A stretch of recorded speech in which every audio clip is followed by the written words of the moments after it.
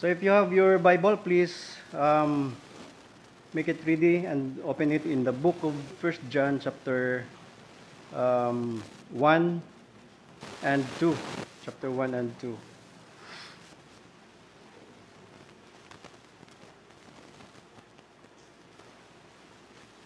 So as Pastor Prophet mentioned last Sunday, our theme for this year is about discipleship. So that is our focus. And that is to help us understand what discipleship is all about and the importance of becoming a discipler. But before delving into the topic of discipleship, I personally believe that it is more fitting for us to talk about, first of all, the importance of knowing the life and the person of the New Testament's master, teacher, and discipler in the person of the Lord Jesus Christ, who dedicated his life fully to the ministry of teaching and making disciples. So this morning, rather than discussing directly about the person and the life of Jesus, we will just focus first on the benefit of knowing the Lord Jesus Christ. So, sa atong text, na ay matunan na to nga Apostle John provide at least three benefits that we can learn this morning. So as he described in his writing in the book of 1 John chapter 1, chapter 2. And it is also my personal prayer this morning that this message will awaken a deeper interest within us in knowing the Lord Jesus Christ, especially for those who are here this morning but have not yet known the Lord Jesus Christ and have no personal relationship with Him. So, knowing the Lord Jesus Christ. So, when we talk about knowing Jesus, we don't mean just knowing, or we don't mean that is just knowing knowing facts about the Lord Jesus Christ, like his birth date, favorite color, favorite sport, or childhood pets. Instead, we mean knowing him personally, like having a real person-to-person relationship with him. So best example na is the relationship of a close friends, no? But more than that, the fitting example is the relationship between a husband and a wife. So couples who have been married for over 10 years or 20 years often know each other very well. So their years of living together, interacting, and sharing daily routines reveal each other's true or real personalities. So the husband becomes more familiar with his wife's attitude and character more than her physical attributes. Similarly, the wife also gains deeper understanding of her husband's true character and attitude, both in private and in social settings. So this is what we mean by knowing the Lord Jesus Christ. It involves understanding of his person, his character and attitude, and knowing how he lived his life, what he has done, and most importantly, what pleases him and what makes him angry. So the question is, how can we know Jesus personally when he is no longer with us physically? So we can know we can still know him by reading the written testimonies of his eyewitnesses. So the eyewitnesses who heard him speak about his true nature and his purpose of his coming to earth, and who saw him in person and have observed how he lived a faithful and obedient life, and who understand what Jesus can bring into the lives of those who believe in him and his words. You see, knowing Christ on a personal level is not only important to us, to each of us, but it is also essential in our lives, for our knowledge of Christ, or the lack of it, determines our eternal destiny once our life here on earth ends. Jesus said in John chapter 3 verse 16, whoever believes in him, preparing to himself, being the only begotten Son of God, should not perish but have everlasting life. The Apostle John, also in John chapter 1:12, he said, but to all who believed him and accepted him, he gave the right to become children of God. In 1 John chapter 5 verses 11-12, he said also, and this is what God has testified. He has given us eternal life, and this life is in his Son. Whoever has the Son has life. Whoever does not have God's Son does not have life. In John chapter 3 verse 13, Jesus said, there is no judgment against anyone who believes in him.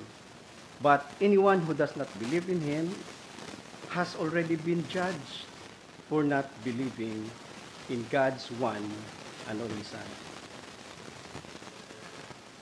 Well, let's all go back to our text in key text in John chapter 2, verse 1 John chapter 2 verses 1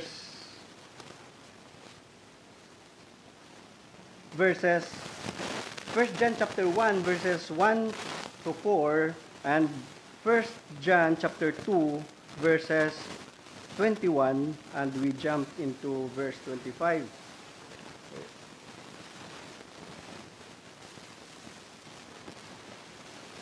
Okay, let's read this all together.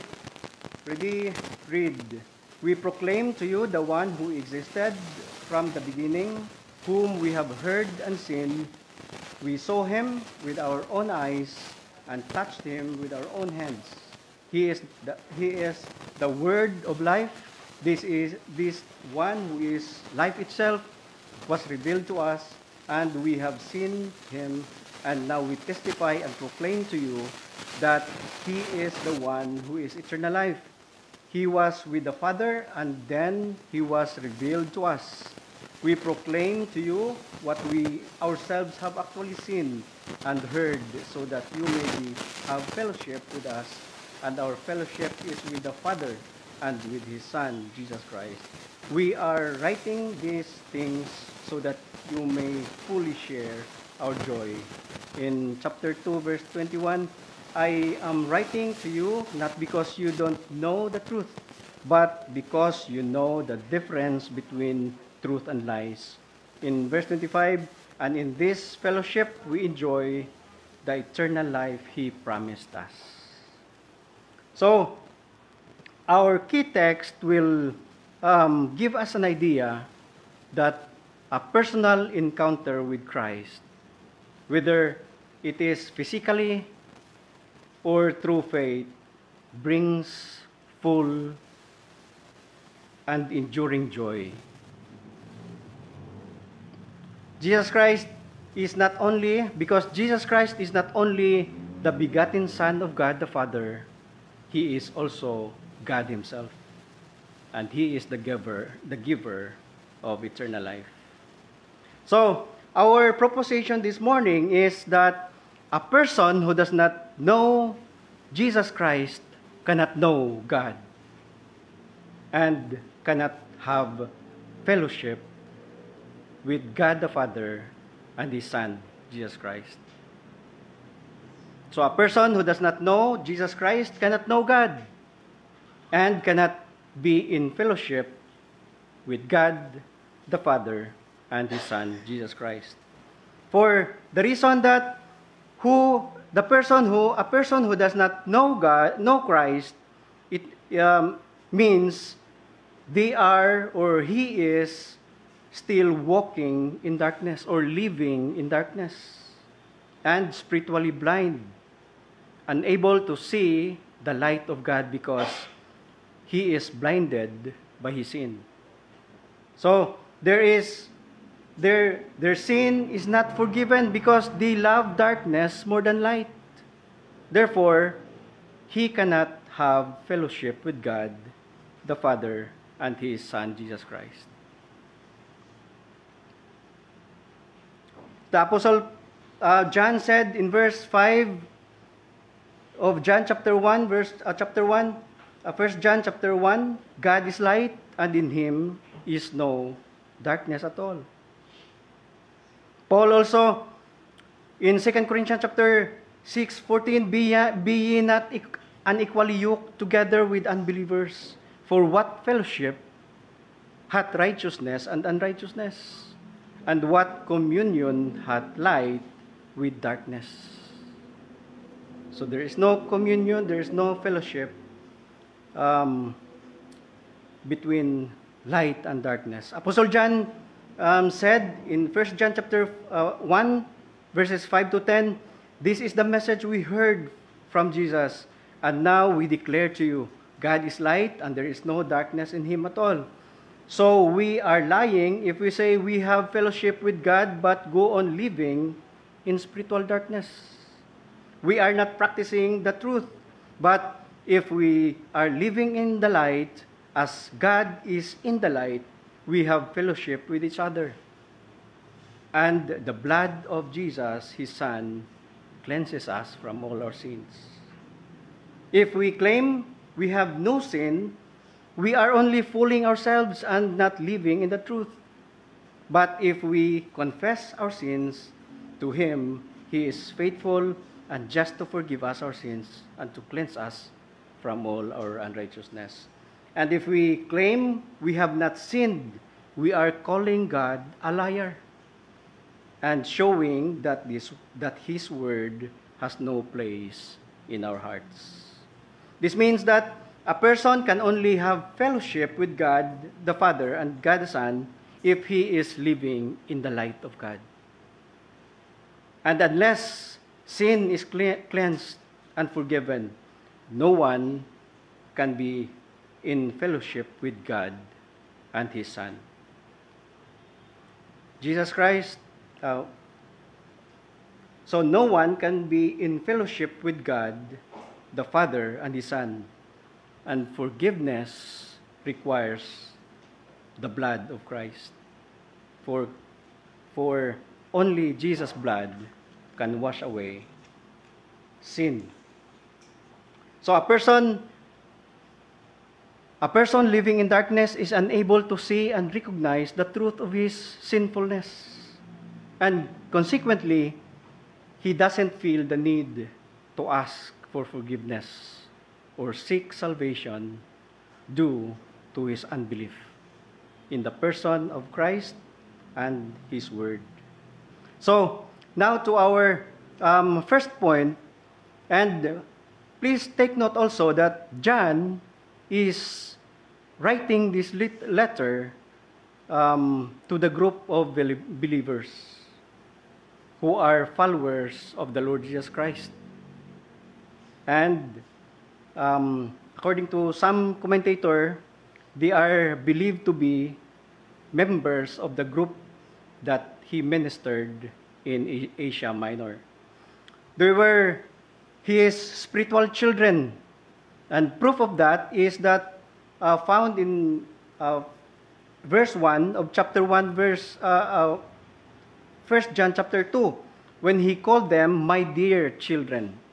So, my dear children. Then in verse 7, he called them his dear friends. And these dear children and dear friends of his, he said, they lived their lives following the example of Jesus. He said that in verse 7 to 8 of John chapter 2. Now, to our first point, the first benefit of knowing Christ is knowing Jesus Christ brings complete joy. Brings a person complete joy. In verse 4 of chapter 1 of 1 John, it says, "And these things we write to you, that your joy may be full." Again, when we say knowing Jesus, it goes beyond just understanding the facts about his person. It involves developing a deep and personal relationship with him. And this relationship means we communicate with him through prayer. And he speaks to us through his words. When we study his words, he talks to us. One of the blessing of this connection with Jesus is the profound and lasting joy that he brings into our lives. And for those who believe in him and have accepted him as their personal Lord and Savior, he grants freedom from the slavery and penalty of sin by forgiving sin. Look at in 1 John chapter 2 verse 12. It says, "I am writing to you who are God's children, because your sins have been forgiven through Jesus." So, knowing the Lord brings complete joy because of sin have been completely forgiven. So, in 1 John chapter 1 verse 7, it says, "But if we are living in the light, as God is in the light, then we have fellowship with each other, and the blood of Jesus, his Son, cleanses us from all sin." So, we are completely forgiven because Jesus' blood washes away all our sins. And we talk about past, present, and future sins. So how can we know that? How can we prove that? In 1 John chapter 2 verse 1 and 2, John said, "My dear children, I am writing this to you so that you will not sin. But if anyone does sin, we have an advocate who pleads our case before the Father, and he is Jesus Christ, the one who is truly righteous. He himself is the sacrifice that atones for our sins, and not only our sins, but the sins of all the world." So, he washes all our sins away. It may be our past sins, present sins, and our future sins. But this truth also cannot be our excuse for sinning, because the Lord disciplined his children because he loved them so much, and he will not let them stray away from his instructions. And moreover, knowing Jesus Christ brings a person complete joy because of sin is forgiven, because the blood of Jesus washed away all his sins. Also, he is faithful and just to forgive and cleanse him if he honestly and humbly confessed his sins. So, the Lord, we are forgiven completely because we have a Savior who is faithful and just to forgive and cleanse us from all our sins. And His blood that He shed on the cross, He washes our sins away by His blood.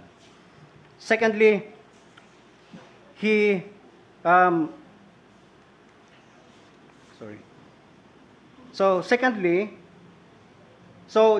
His sins have been forgiven completely. Secondly, He become victorious over the enemy. So He will be victorious over His enemy. The Apostle John said in verse 13, I am writing to you who are mature in the faith, because you know Christ, who existed from the beginning. I am writing to you who are young in the faith, because you have won your battle with the evil one. So, not only that our sin is forgiven completely, we also are victorious over our enemy, because we have Jesus Christ in us, and our faith in Him will make us overcome with our enemy. In 1 John chapter 5, verse 4 to 5, for every child of God defeats this evil world, and we achieve this victory through faith. And who can win this battle against the world? Only those who believe that Jesus is the Son of God. So our faith in the Lord Jesus Christ will make us victorious. Thirdly, knowing Jesus brings complete joy, because He become spiritually strong because of the Word of God. He becomes spiritually strong because of the Word of God. In verse 14, Apostle John said, I have written to you who are God's children because you know the Father. I have written to you who are mature in the faith because you know Christ, who existed from the beginning. I have written to you who are young in the faith because you are strong. God's word lives in your heart, and you have won your battle with the evil one.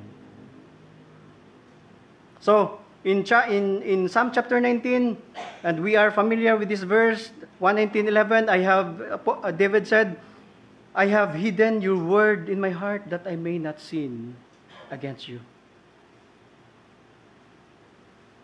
John chapter 15, verse 7, but if you remain in me and my word remains in you, you may ask for anything you want, and it will be granted to you.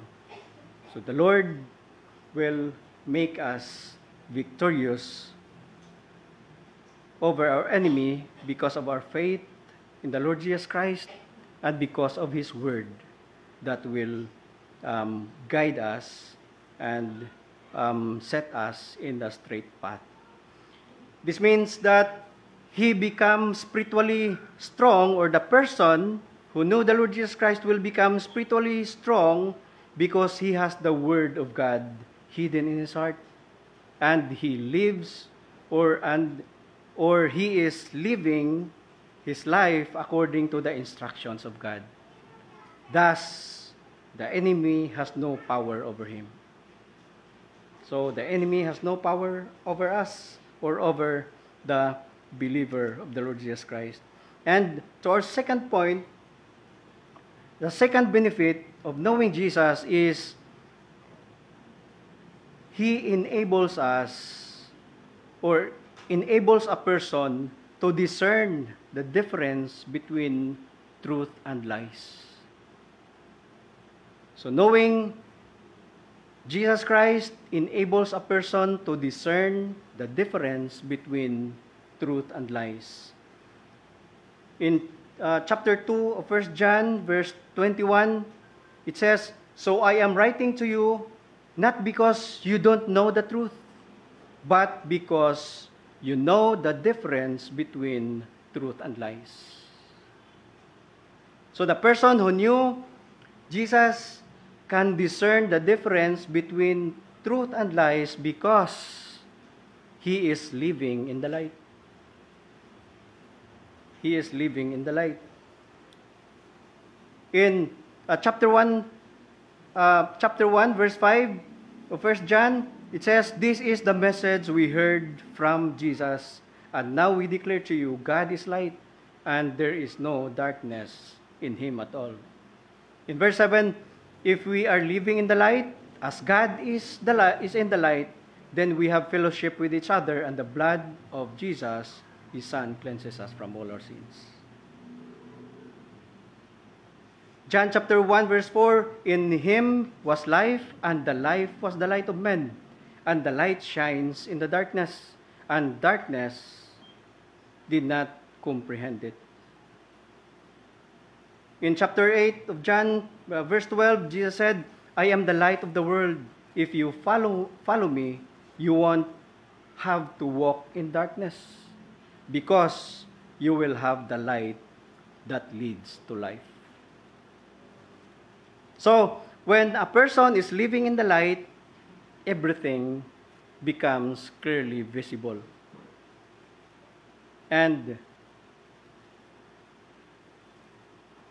he will not stumble or even cause anyone to stumble. So, again, when a person is living in the light, everything becomes clearly visible. And he will not stumble nor cause others to stumble. And any suspicious act is immediately exposed. So, he will discern the difference between truth and lies because he is living in the light. And not only that, he is also living in the truth. So the person who knew Jesus can discern between the difference between truth and lies because he is living or walking in the truth. In 1 John chapter 2, verse 18, "Dear children, the last hour is here. You have heard that Antichrist is coming, and already many such Antichrist have appeared. From this, we know that the last hour has come." These people left our church, but they never really belonged with us. Otherwise, they would have stayed with us. When they left, it proved that they did not belong with us. So, in verse 20, he further said, "But you are not like them, or not like that, for the Holy One has given you his Spirit, and all of you know the truth." So, he will immediately detect the difference between truth and lies because he is living in the truth. In 1 John chapter 5, verse 20,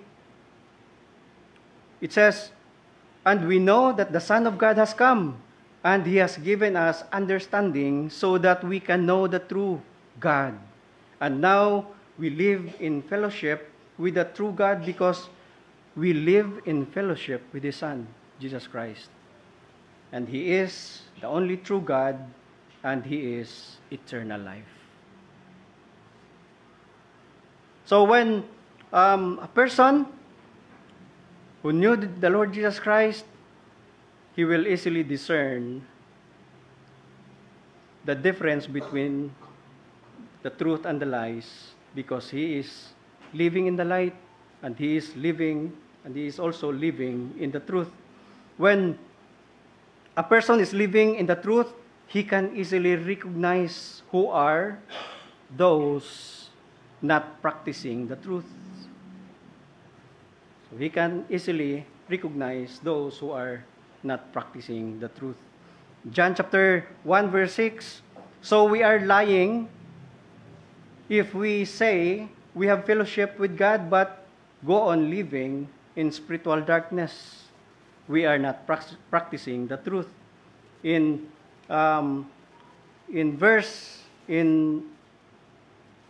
First John chapter 1 verse 8 also, if we claim we have no sin, we are only fooling ourselves and not living in the truth. So he will immediately know who are fooling themselves, thinking that they have no sin. Thinking that they have no sin. And not only that, he can also easily recognize those who are unbelieving and who made God a liar. So, unbelievers, if we are unbelieving, we made God a liar. In verse 10 of chapter 1, if we claim we have not sinned, we are calling God a liar and showing that His word has no place in our hearts. So we can easily recognize those who are unbelieving and call God a liar.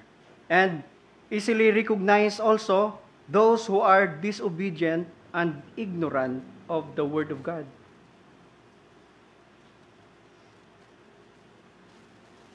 In chapter 2 and verse 4 of 1 John, if someone claims, I know God, but doesn't obey God's commandments, that person is a liar and is not living in the truth. So, these are people who are disobedient and ignorant to the Word of God. And also, he can easily recognize those who are liars and antichrist. Of course, if you are unbelieving, you are antichrist, and you are not only antichrist, but you are also a liar. The Bible says in verse 22 of chapter 2, who is liar? Who is a liar? Anyone who says that Jesus is not the Christ. Anyone who denies the Father and the Son is an antichrist. And lastly, the one who knows the Lord Jesus Christ can easily recognize also those who are true believers. Who are true believers. In verse 23, anyone who denies the Son doesn't have the Father either, but anyone who acknowledges the Son has the Father also. So anyone who acknowledges the Son has the Father also. So, the second benefit of knowing the Lord Jesus Christ is we can be able to discern the difference between truth and lies. And lastly, knowing the third benefit, knowing the Lord Jesus Christ by having a personal relationship with Him as Lord and Savior brings a person the joy of receiving the promised eternal life.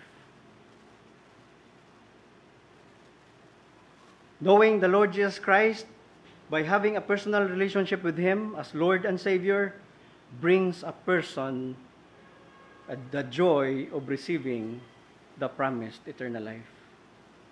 In 1 John chapter 2 verse 25, and this is fellowship, we enjoy the eternal life He promised us.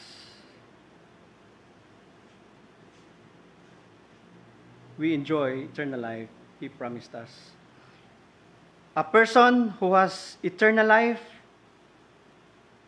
according to verse 7, it says, I am writing these things to warn you about those who want to lead you astray, but you have received the Holy Spirit. So those who are who know the Lord Jesus Christ and receive eternal life, they also have the Holy Spirit within them. So you have received the Holy Spirit and He lives within you. So you don't need anyone to teach you what is true. For the Spirit teaches you everything you need to know. And what He teaches is true and is not a lie. So just as He has taught you, remain in fellowship with Christ. Paul in Ephesians chapter 1 verses 13 to 14, he said, in Him you also trusted after you heard the word of truth, the gospel of your salvation, in whom also, having believed, you were sealed with the Holy Spirit of promise, who is the guarantee of our inheritance until the redemption of the purchased possession, the praise of His glory. So, those who receive the promised eternal life receive the Holy Spirit, and the Holy Spirit lives within them. 2 Corinthians chapter 1 verses 21 to 22, Paul said, it is God who enables us along with you, along with the believers. He stand firm for Christ. To stand firm for Christ, He has commissioned us, referring to them, to the apostles, and He has identified us as His own. So, He has commissioned us, referring to all the believers, and He has identified us, referring to the believers also, as His own by placing the Holy Spirit in our hearts as the first installment that guarantees everything He has promised us. So the guarantee of the truthfulness and the assurance of our salvation is the Holy Spirit within us. If we have the Holy Spirit within us, our place in heaven is already guaranteed. So we have already a place to live in heaven. Then the Holy Spirit will teach him the truth. So the Holy Spirit will not only live with a person who has a relationship with the Lord Jesus Christ, He also teaches him the truth without any falsehood, without any lies. Verse 27, but you have received the Holy Spirit and He lives within you. So you don't need anyone to teach you what is true. For the Spirit teaches you everything you need to know, and what He teaches is true. It is not a lie. It is not a lie. This means that when a person engages in a personal relationship with Jesus, by believing in Him and trusting in His words, receiving Jesus as His personal Lord and Savior through faith, he will receive the Holy Spirit, and the Holy Spirit will dwell within him, guiding and teaching him the truth and everything that he needs to know without any lies or any falsehood. And this will enable the person, the believer, to live according to the truth he has learned without stumbling, and empowers him to remain in fellowship with Jesus Christ. You know the reason why we stumble all the time? Because we are not cooperating to the leading of the Holy Spirit. But if we just cooperate, we can live a life without stumbling, because the power of God is working in us through the Holy Spirit. So, The third benefit is we gain eternal life. So what are the benefits we gain from knowing the Lord Jesus Christ? Number one, complete joy because sin have been forgiven. Second is discernment, or ability to discern the difference between truth and lies because he is living in the light and living in the truth of God. And thirdly, because he receives eternal life through faith in the Lord Jesus Christ.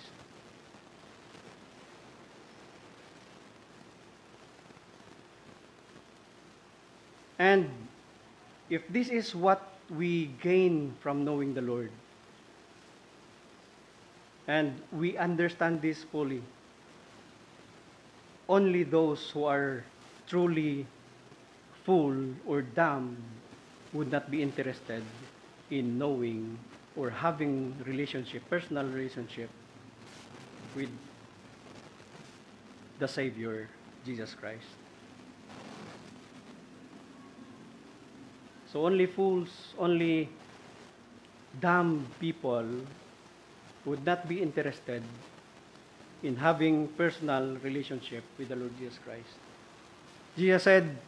John said in chapter 1 and 2 of 1 John, chapter 1, verses 1 and 2, we proclaim to you the one who existed from the beginning, whom we have heard and seen. We saw him with our own eyes and touched him with our own hands. He is the word of life. This one who is life itself was revealed to us, and we have seen him. And now we testify and proclaim to you that he is the one who is eternal life. He was with the Father, and then he was revealed to us. So, from this passage, we can sense the passion, the care of John for his readers.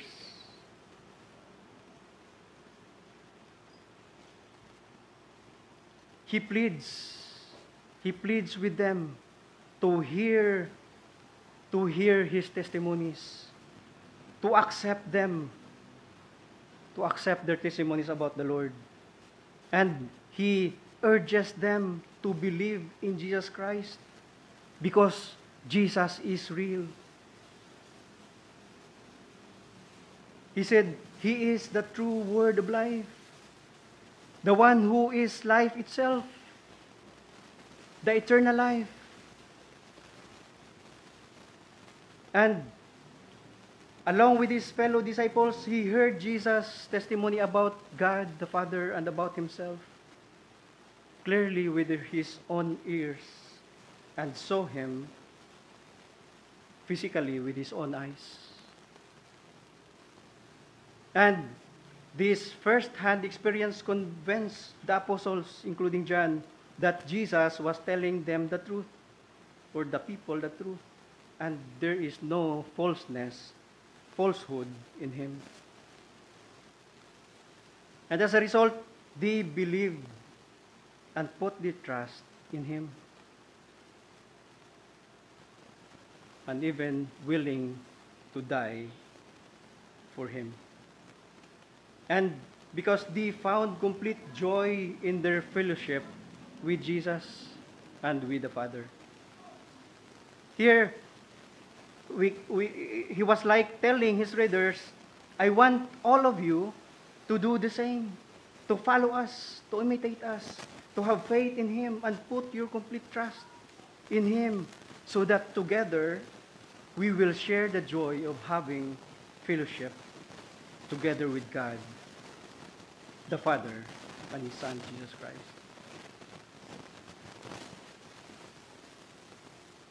And who would not want to have fellowship with God and with the Son of God? So only fools, only dumb people would not be interested in knowing the Lord Jesus Christ. So another question here, why is it crucial for us to know Jesus and cultivate a personal relationship with Him? It is because of who He is. It is important because, or crucial because of who He is and what He has done and what He can do for us. Jesus said, Jesus is God Himself. He is the source of life and the eternal life Himself. And He died. He shed His blood to pay the penalty of our sins. And Jesus can forgive our sins, and He can cleanse all our sins. He can wash us from all our sins. We all need a Savior to save us from the penalty of sin. And what is the penalty of sin? Eternal death in hell. And only Jesus can save us. The Apostle Peter in Acts chapter 4 verse 12, he said, there is salvation in no one else. God has given no other name under heaven by which we must be saved. John chapter 14 verse 6, Jesus said, I am the way, the truth, and the life. No one can come to the Father except through me. So, here is a warning from the Apostle John. He said, the last hour is here. The last hour is here. Do not be deceived or be led away from the truth and from the life-giving light of God by many lies of Antichrist, of those unbelievers. He said in chapter 2, 1 John chapter 2 verses 16 to 17, for the world offers only a craving for physical pleasure, a craving for everything we see, and pride in our achievements and possessions. These are not from the Father, but are from this world. And this world is fading away along with everything that people crave. But anyone who does what pleases God will live forever. So he said, the world offers only a craving for physical pleasures and craving for everything we see, and take pride of any achievements and possessions. And this is not from the Father. God is not offering us temporary things, but He offers us things that will last forever. And if there's anyone here this morning who does not know the Lord Jesus Christ and has no personal relationship with Him, I am inviting you now to believe in the Lord Jesus Christ. Repent of your sins. Accept the Lord Jesus Christ as your Lord and Savior. And submit your life fully to Him. And Jesus promised salvation for you this morning. The Word of God says in John chapter 3 verse 36, whoever believes in the Son has eternal life, but whoever rejects the Son will not see life, for God's wrath remains on them. For us Christians who are believers of the Lord Jesus Christ, the Apostle Paul also said, the Apostle John also said, you must remain faithful and stay in fellowship with God, or fellowship with the Son and the Father. In this fellowship, we can enjoy the eternal life He promised. And if we do this, we will have confidence, and we will not shrink back in shame when He returns. May the Word of God add value to our spiritual lives this morning. Let's pray. Our most gracious and loving Heavenly Father, we thank You for Your Word. We thank You, Father, for revealing these things to us. And may this important truth will find a place in our hearts and in our mind, and we will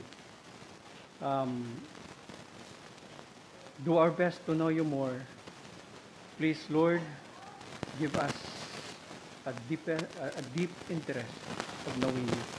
And if anyone here who has not known the Lord Jesus Christ, have no personal relationship with Him, I pray, Father, that You will be gracious to him, save him from the penalty of his sin, and draw him to Your Son, the Lord Jesus Christ, so that he too can enjoy the fellowship with us, with You, and with Your Son.